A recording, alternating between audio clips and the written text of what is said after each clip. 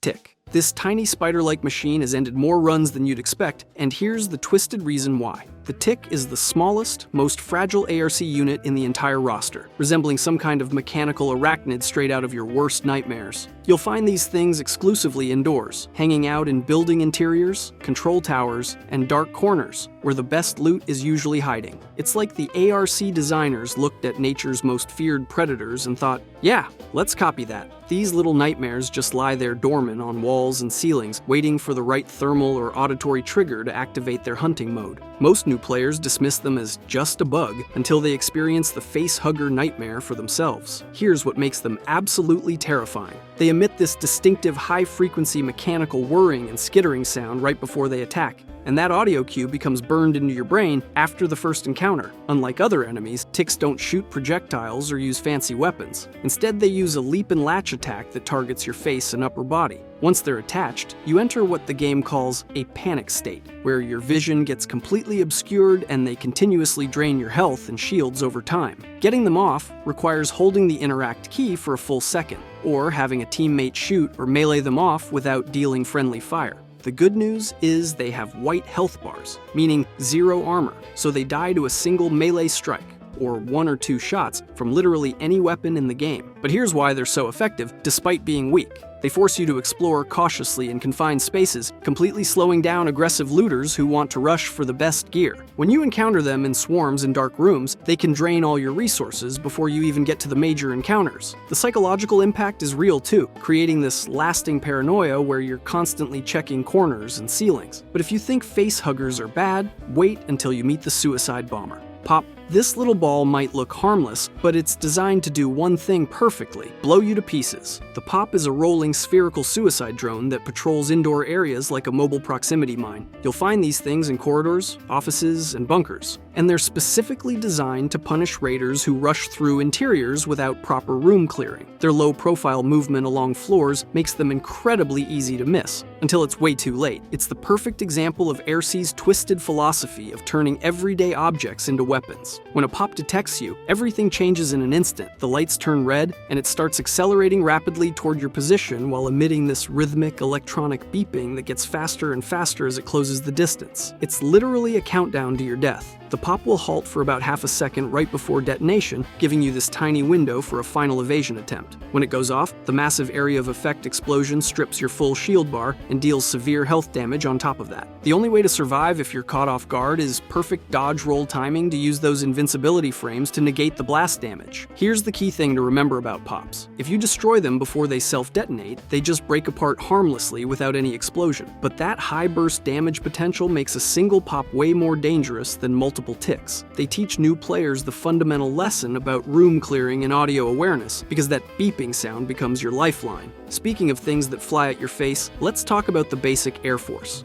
Wasp. You'll see more of these flying menaces than any other enemy, and there's a simple reason they're everywhere. The Wasp is the ubiquitous foot soldier of the ARC Air Force, using this quad-rotor design that becomes the basis for all aerial units in the game. These things never appear alone because they're designed to operate in squadrons of 3 to 5 units for overwhelming firepower. You'll encounter more of these flying threats than anything else across all maps and raid scenarios. For new players, they're essential for teaching fundamental aerial combat principles and priority targeting. Plus, they're a crucial early game economy source, providing common materials you need for progression. What makes Wasps so annoying is their rapid-fire energy projectiles that deal low individual damage but create this high cumulative suppression effect. They're highly mobile with these lateral strafing patterns to dodge your incoming fire, and they use medium-range hover tactics to avoid melee while maintaining constant pressure on your position. The vulnerability comes from their 4 lift rotors. If you can destroy 2 out of the 4, the whole thing crashes and gets destroyed instantly. Since they have unarmored chassis, they're particularly vulnerable to high rate of fire weapons like SMGs or assault rifles. The real problem is their squadron tactics overwhelm single-target players, so you need area weapons or really good positioning to deal with them effectively. Their volume suppression prevents shield regeneration and distracts you from ground threats that might be sneaking up. When you do take them down, they drop Wasp drivers that work as throwable proximity mines, along with simple gun parts and light ammo. But Wasps are nothing compared to the fire-breathing nightmare that rolls around corners. Fireball. This armored ball doesn't just explode, it turns entire rooms into burning death traps. The Fireball shares that same rolling chassis design with the Pop, but it's specialized for area denial through fire instead of instant explosions. It moves slower than a Pop, but it compensates with this longer-range threat projection that can completely control how you move through indoor spaces. These things are designed to control corridor flow and force raiders into disadvantageous positions. It represents this escalation from instant death explosions to persistent environmental hazards that stick around. You'll often find them alongside Pops and Ticks in indoor complexes for these layered defensive screens. Here's how the Nightmare works. While it's rolling toward you, the Fireball is heavily armored and literally invulnerable to light ammo until it starts its deployment sequence. It stops at short to medium range, and these armor plates deploy outward to reveal this burning core inside. Then it unleashes this stream of liquid fire that deals initial damage and applies a burning status effect. The burning prevents shield regeneration, creating this sustained vulnerability window where other enemies can finish you off. But here's the really twisted part. When you finally destroy a Fireball, it leaves this lingering pool of fire on the ground that damages both raiders and other ARC units. The environmental hazard creation completely changes how you have to think about positioning and movement planning. You have to wait for that open vulnerability window to attack, which teaches you timing-based engagement strategies. But those fire pools in tight corridors create permanent area denial until they finally dissipate. Fire's dangerous, but at least you can see it coming, unlike these stationary killers. Turret. These seemingly simple guard dogs have perfect aim and infinite patience. Here's why they're deadlier than they look. Turrets are static automated defense emplacements that get mounted on tripods or walls, and they serve as the primary guardians of loot rooms, facility entrances, and high-value corridors. They represent the ARC's approach to territorial control through overwhelming firepower. What makes them so dangerous is their perfect accuracy that compensates for being immobile. There's no human aiming error here. The good news is they have predictable behavior patterns that create skill-based engagement opportunities if you know what you're doing. The visual scanning system is your key to survival. You'll see a blue cone when it's searching, an orange cone when it's locking onto you, and a red cone when it starts firing. Once that firing phase begins, you're getting hit with a high-velocity bullet stream with perfect accuracy until you break line of sight or destroy the thing. But there's an acquisition timer that skilled players can exploit by jiggle peeking during that lock-on phase. Turrets also have limited rotation speed and blind spots directly underneath, so if you're agile enough, you can actually get close enough for a melee takedown.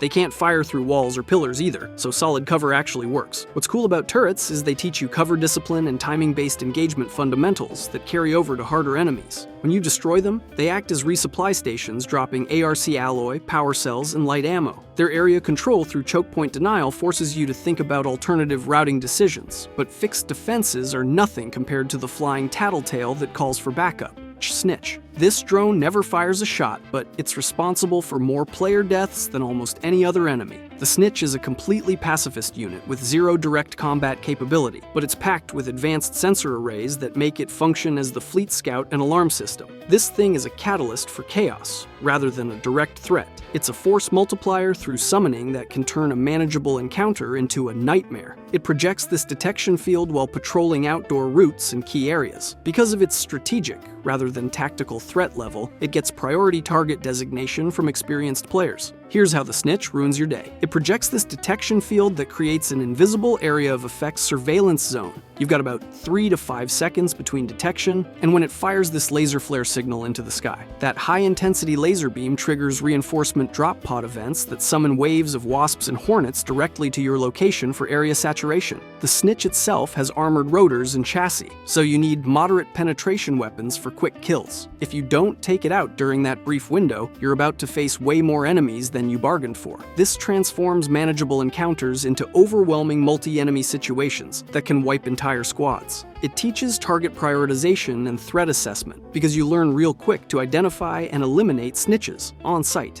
When you do take one down, the Snitch scanner drop can be crafted into a Snitch drive, which is basically a throwable friendly wasp summoner. And speaking of backup, these little guys make sure artillery always finds its target. Spotter. These tiny drones don't look threatening until you realize they're painting you for orbital bombardment. Spotters are specialized targeting support systems that operate in pairs with bombardier units. They have this small, agile design that's optimized for aggressive positioning and target acquisition. Their singular purpose is enabling the long-range artillery capabilities of those heavy siege units. It's this tethered relationship with bombardiers that creates a symbiotic combat system. Individually, they're non-lethal, but they exponentially amplify their partner units' lethality. Here's how they ruin your life. These things use laser designators to paint targets, which allows the bombardier to launch homing rockets that can track you around obstacles and terrain. They aggressively position themselves to maintain line of sight despite your best efforts to break cover. This enables triple rocket barrages that can track around obstacles and terrain features. When you destroy spotters, they have this 20 to 30 second respawn cycle, which gives you a temporary blindness window. But here's the key thing. Destroying the spotters reduces the bombardier from firing triple rocket barrages down to single inaccurate projectiles. Spotters are artillery enablers that transform bombardiers from manageable threats to squad-wiping nightmares. It creates this tactical priority where you have to blind the giant before you can engage it directly. They teach you about combined arms threat recognition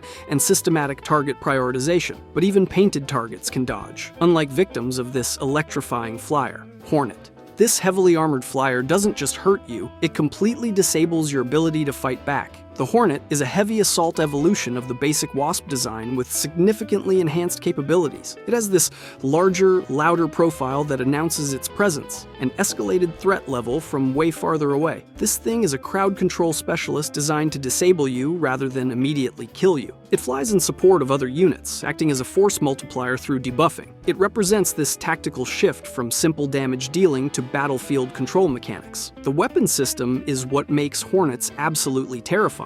They use an electric projectile launcher that inflicts a stun status effect on impact. When you're stunned, you suffer reduced movement speed and can't sprint or aim effectively, leaving you completely vulnerable. The Hornet has heavy frontal armor that deflects light caliber rounds, so you need tactical positioning to deal with it. The rear two rotors remain unarmored, creating this flanking vulnerability window. But while you're trying to position for that rear shot, the stun effect creates this vulnerability window for other ARC units to capitalize on your helplessness. The crowd control amplifies other threats by removing your mobility and accuracy when you need them most. That frontal armor teaches you about tactical positioning and teamwork coordination requirements. When you finally take one down, the Hornet driver drop becomes an EMP grenade that stuns ARC units for 10 seconds, making it invaluable for setting up kills on high-tier bosses. Stunning is bad, but nothing's worse than something that jumps across the entire map, Leaper. This mechanical spider can cross hundreds of meters in seconds, and once it lands near you, the real nightmare begins. The Leper is a four-legged mechanical spider design that was actually called the Bison during early technical tests before they renamed it. It's a high-mobility shockwalker designed to eliminate any range advantage you might have through instant gap closing. The aggressive,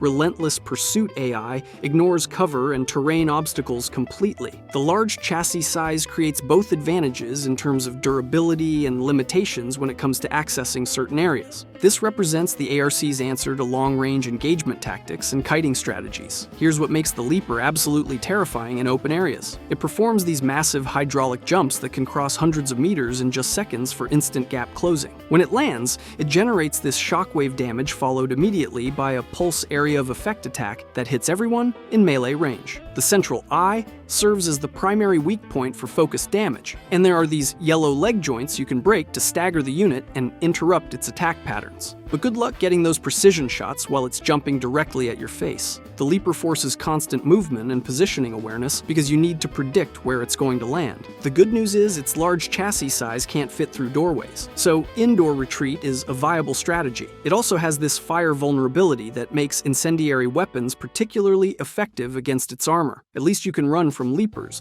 but this next enemy will hunt you down. Surveyor. This rolling vault contains some of the best loot in the game, but getting it requires perfect timing and massive firepower. The Surveyor is this large rolling sphere that functions as the loot goblin of Arc Raiders. It's a high-reward, high-difficulty target that roams the map, passively collecting resources and data through harvesting operations. You'll often find it stationary during resource collection phases with its vulnerable core exposed. It's this mobile vault concept where it's heavily defended but contains premium crafting materials. The risk-reward mechanics teach you about burst damage planning and opportunity recognition. Here's how the Surveyor works, and why it's so frustrating. When it's projecting that blue beam, it means it's in harvesting state with the shell open and core exposed. But the moment it detects any threat, that heavy armor shell closes and creates near invulnerability to most weapons. It has this high-speed retreat capability that makes pursuit attempts generally futile. If you're dumb enough to chase it, it can use ramming attacks that deal significant physics-based damage during escape sequences. The only real strategy strategy is burst damage during that vulnerable harvesting phase using high DPS weapons. When you finally manage to take one down, the Surveyor Vault drop contains high-value loot that makes those ambush tactics worthwhile. It teaches you about opportunity recognition and burst damage optimization strategies. The ambush requirement forces tactical planning rather than reactive engagement, but mobile targets are nothing compared to this indoor buzzsaw of death, Shredder.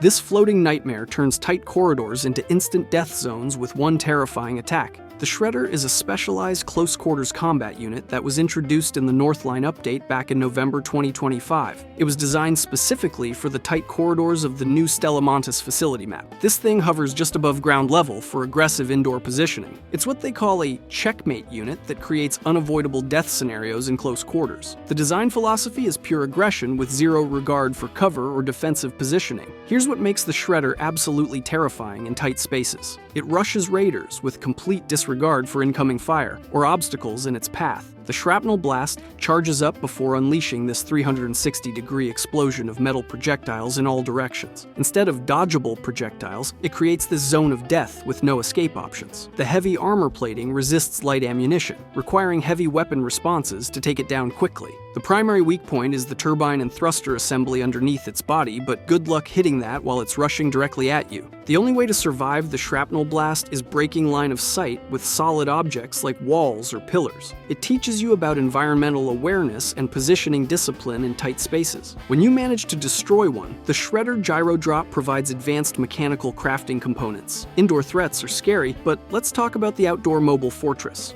Bastion. This walking tank has armor so thick that shooting it from the front is literally pointless. The Bastion is a heavy mobile turret that combines turret firepower with walker mobility. It's this slow-moving fortress design that prioritizes overwhelming firepower over speed or maneuverability. The frontal armor is impervious to standard small arms, creating hard engagement requirements that force tactical thinking. It's a mobile suppression platform that can control large map sections through area denial. They're often supported by aerial units, creating these layered defensive networks that are nightmare to break through. The Bastion tracks targets and lays down this withering suppression fire stream with high accuracy and extended range. That impervious frontal armor means flanking maneuvers are absolutely required for dealing any damage. There's this yellow canister on the rear that serves as a critical weak point for catastrophic explosion damage. You can also target the yellow leg joints for stagger effects and temporary immobilization. The thing tracks and rotates to maintain frontal armor facing toward primary threats, so you need coordination to get behind it. The flanking requirement teaches squad coordination and tactical movement in ways that other enemies don't. Those stagger mechanics allow solo players a brief window for rear positioning if they're skilled enough. When you finally take one down, Bastion cells and advanced Archy power cells enable high-tier shield crafting. But at least Bastions fight fair. This next enemy cheats with long-range artillery, Bombardier.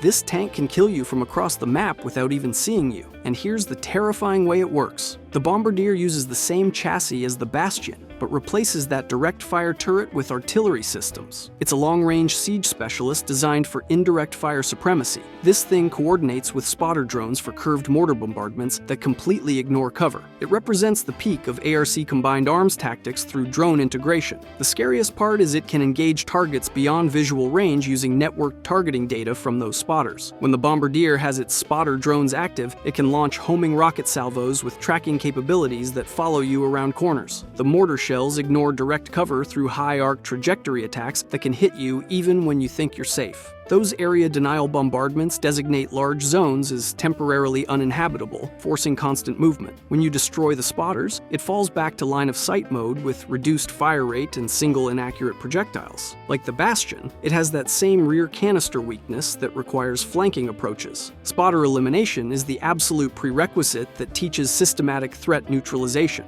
The indirect fire supremacy forces cover discipline and movement planning in ways that direct fire enemies don't. This is among the deadliest non-boss threats that requires team coordination for safe engagement. Ground artillery is deadly, but nothing compares to this flying weapons platform. Rocketeer. Players fear this flying death machine more than any other regular enemy, and once you see its attack pattern, you'll understand why. The Rocketeer is widely feared as the most dangerous non-boss unit because it combines Hornet mobility with devastating artillery-grade weapon systems. It has this slow patrol pattern that masks its extreme lethality once target acquisition occurs. The relentless pursuit capability flushes raiders from cover into other threats. This represents the apex of regular ARC threat before you get into boss-tier encounters. The weapon system is absolutely devastating. It uses a laser lock system similar to the Sentinel that creates this acquisition warning phase. Once locked, it unleashes 1 to 4 high-velocity rockets in a barrage that deals immense damage per projectile. The rockets travel in straight lines but at extreme velocity, making dodging incredibly difficult. The relentless pursuit forces raiders from defensive positions into vulnerable movement where other enemies can pick them off. Like other aerial units, it has 4 rotors, with the front 2 being primary targets for destabilization crashes. Engaging a Rocketeer in open areas is basically suicide,